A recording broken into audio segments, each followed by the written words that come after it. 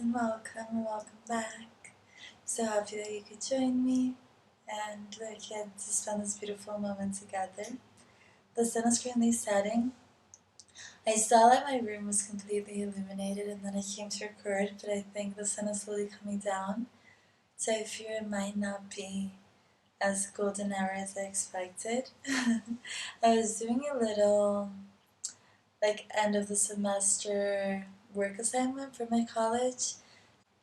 It really got me thinking about how we're so connected and all the dimensions that are included in our process of finding, cultivating, and maintaining a blissful state of health. It was really foreign to me, the concept that our health includes not only our physical but our mental, spiritual, social, environmental, and financial health.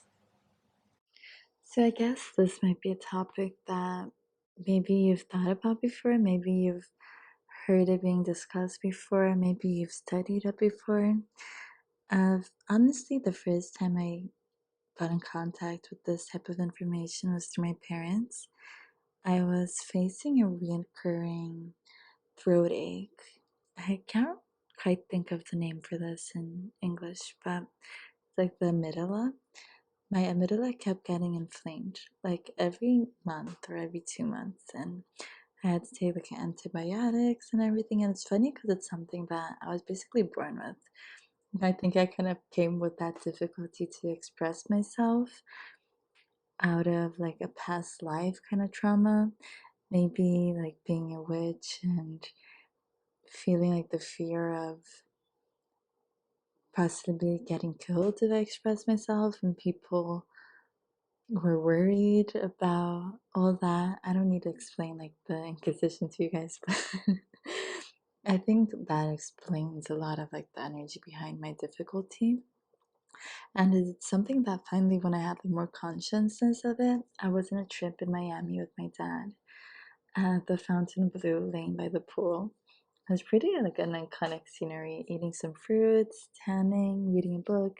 And my dad put like a 20-page, maybe like 100-page, I can't really think of how many pages it was now, on my lap. And it was basically a book about our connection, like our mental connection to our physical body, and how our like mental patterns cause us to develop sicknesses and cause us to have like reoccurring difficulties throughout our body.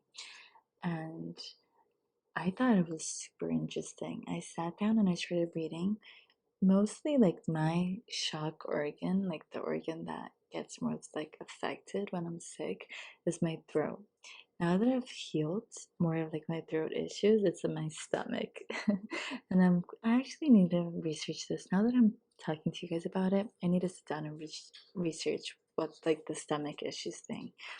I think I can be wrong, but my intuition is telling me that I'm having difficulty digesting like situations in my life, so therefore I'm having digestive issues. Okay, what I wanted to share with you guys. I've been studying this in the past semester at my college because I'm starting to be a naturopath, the Brazilian version of that. And we study all of these dimensions that can possibly cause us to develop a sickness. I think it's very like common nowadays to understand the impact that our mental health can have on our overall well-being, but it's not always so like intensely discussed that the mental impact that it can have on our physical health, and exploring like extending that exploration above only like the mental aspect. If you go into like the depths of all of our dimensions, being that like environmental, the city that we live in, the conditions, the socio-economic factors, if it's a properly developed city, if it's a city that lacks infrastructure like hospitals, proper like streets, schools, all of that, if like the weather conditions are too hot, too cold, there's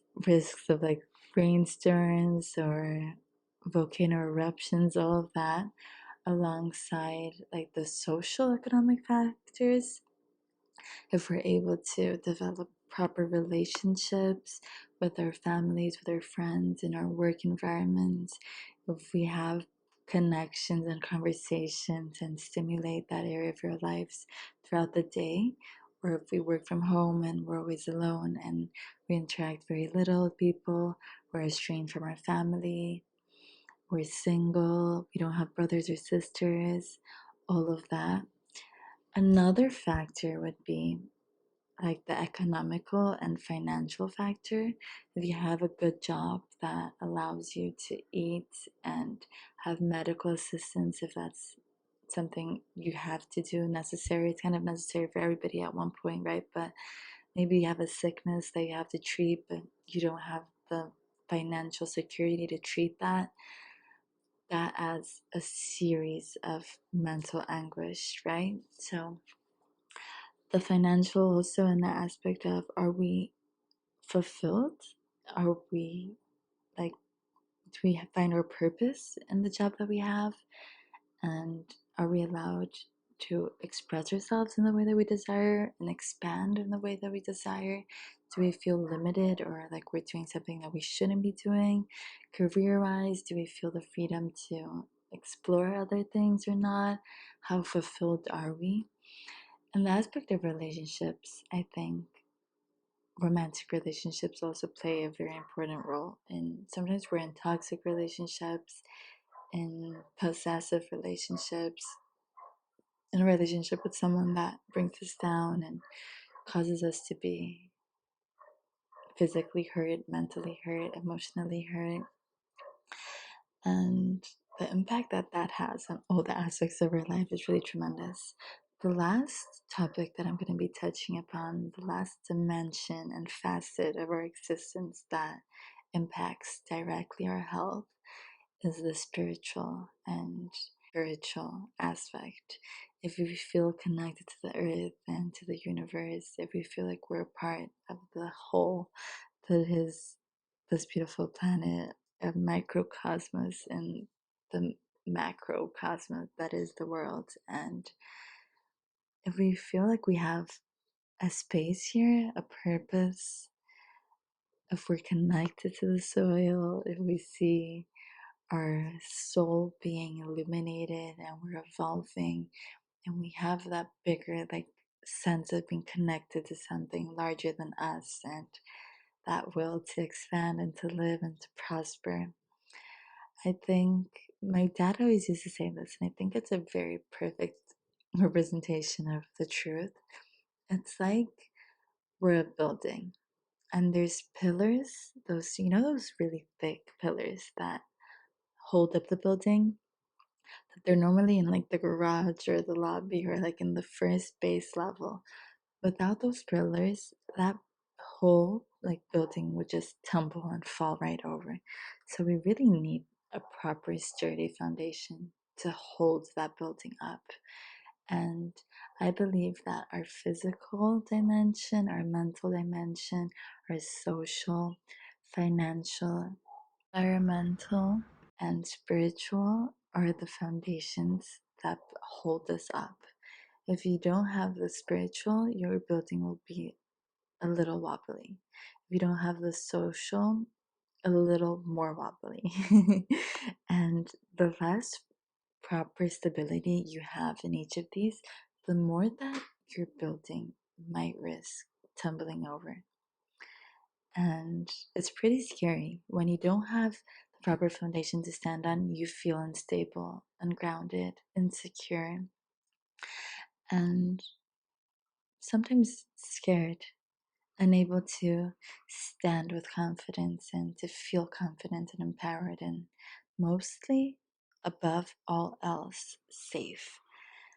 So I think it's important to know, maybe write down a little list and see what areas of your life you think have the proper foundation, are lifting you up, are holding you strongly, and which areas, if you were to do like that trust fall and fall back on them, would leave you hanging. will let you hit the floor and possibly hurt yourself a little bit.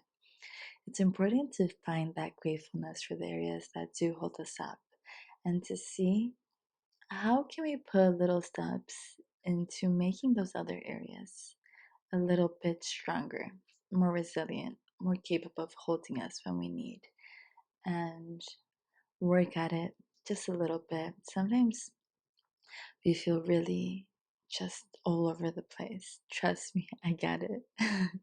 I experience it a lot too.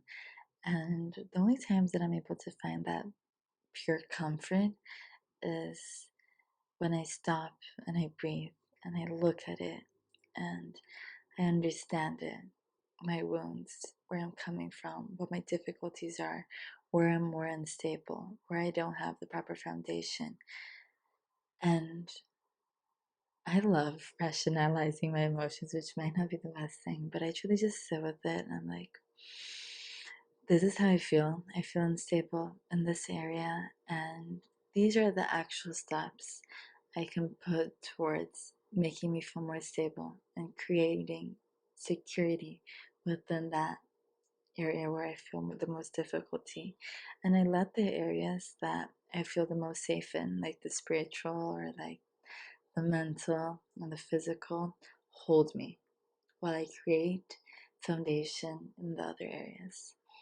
And I have to say, from personal experience, since I read that little transcript of the book in Miami, I think it was in 2019, quite a long time ago, I have only gotten a throat ache once, but it was a very debilitating moment where I was very unstable socially, and it really brought me my whole foundation kind of tumbling. And then I got a throat ache, but let me count.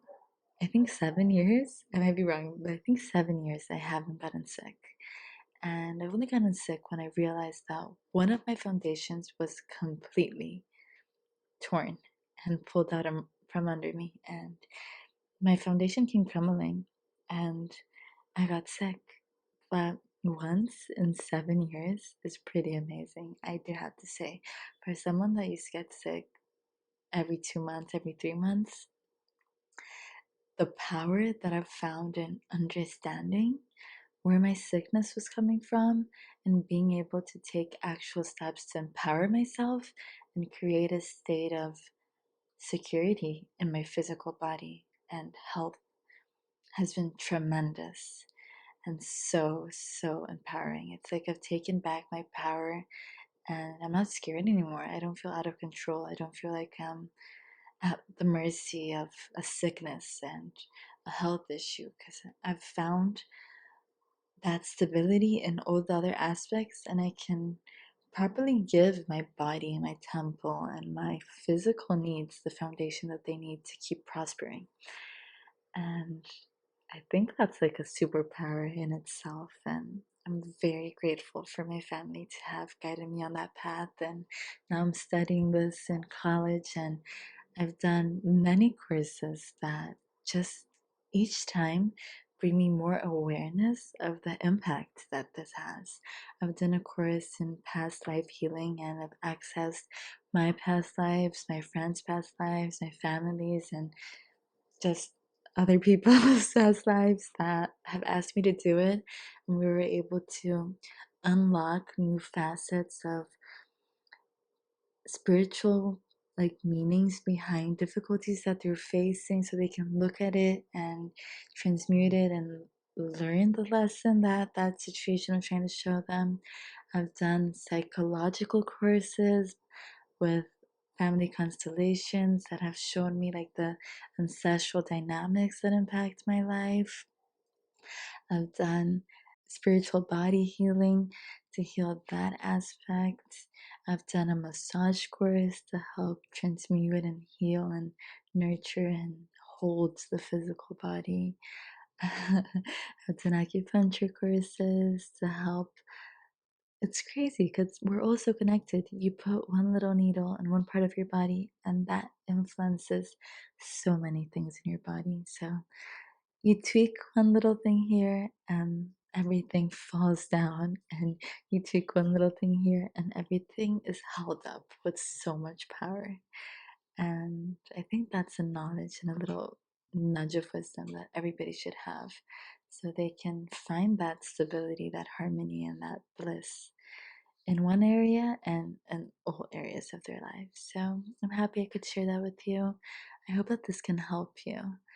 And let me know if you want me to dive a little bit more deep into this and share a little bit more about this with you guys. It would honestly be such a pleasure, and I would love to. Thanks for sticking around and listening to me speak. I love you. I love you. I love you. Every day a little bit more. And I'll see you very soon. Thanks. Bye.